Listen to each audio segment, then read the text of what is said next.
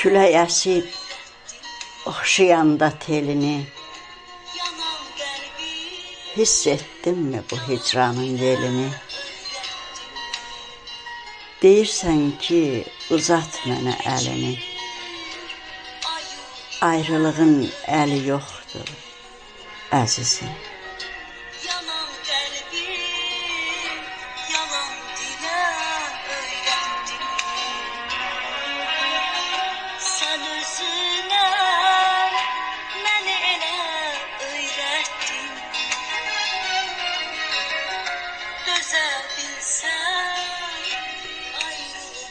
Bir sazaqdır, ruhumuzu yandırar, yada salıb keçənləri andırar.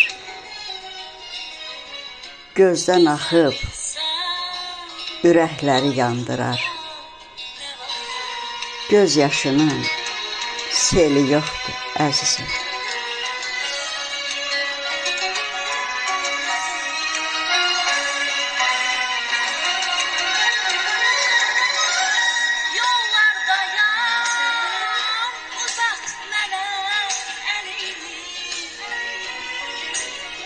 Yol gözləyir, nə zamandır gözləri.